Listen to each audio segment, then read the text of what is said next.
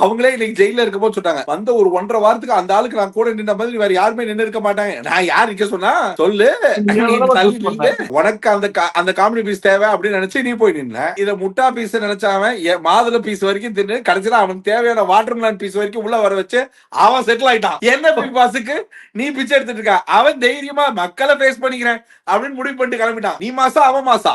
பர்சனலா எனக்கு பார்வோட கேம் அவ்வளவு பிடிச்சிருக்கு. ஏன்னா you can not avoid the show without பாரு. பாரு இல்லாம கொஞ்ச நேரம் அந்த சேனலால கட் பண்ணி கூட போட முடியல. அந்த அளவுக்கு இருக்கு. இல்ல நிறைய தப்பு சார். சுபிக்ஷா வந்து த்ரிஷா மாதிரி உடனே தூண் துப்புறது, இவங்களாம் ஒரு இமேஜினரி டாக். அது அவர் வந்து திவாகர் இப்போ வந்து சாரி கட்டினா த்ரிஷா மாதிரி இருப்பான்னு சொன்னது யாரு? த்ரிஷா. சுபிக்ஷா தூண் சொல்லும் போது அது சுபிக்ஷாவை தான் அசிங்கமா பேசுற மாதிரி வருது. இந்த மாதிரி நிறைய அவங்க நீ வேறமா நேத்து நைட்டு சுபிக்ஷாவே தூண் துப்பலாம். இவ்வளவுதான் டைட்டில் வின்னர் ஆக்குவாங்க. ஏன்னா இவ வந்து அப்படின்னு அந்த கம்யூனிட்டி அவங்க வந்த பாதை இதெல்லாம் தான் பாருவோடைய கேடுகட்ட வேலை. இதெல்லாம் பண்றது இது எதுக்கு? இது ஒரு மாதிரி தன் தரத்தையும் கெடுத்துக்கிட்டு அடுத்த தரத்தையும் கெடுத்துக்கிற வேலையா இல்லையா? எதுக்கு இந்த வேலையெல்லாம் பண்ணணும்?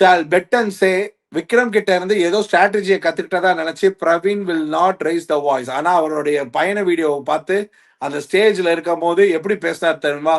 கங்குவா கங்குவா அப்படின்ற மாதிரி உதப்புனா அடிக்கடி உதைக்க 8 லாங்குவேஜஸ் தான் என்ன வேணாலும் பண்ணுவேன் அப்படின்னு போனவரு இப்ப உள்ள போனோட அக்கா சப்பாத்தி வேணுமா கேப்டன் சொன்ன நான் கேட்பேன் அப்படின்னு. நான் உன வேற மாதிரி ஏதோ ப்ரொஜெக்ட்ல எதிர்பார்த்துட்டு இருந்தேன். நீ என்ன சப்பாத்திக்கு பீட்ரூட் பொரியல் வைக்கலாமா இல்ல முட்டைகோஸ் பொரியல் வைக்கலாமான்னு கேக்குறேன். நீ வேற ஏதோ ஷோ நினைச்சு இந்த ஷோக்குள்ள உட்காந்துருக்கியா? எனக்கு அதுவும் புரியலன்ற மாதிரி ஆயிப்போச்சு.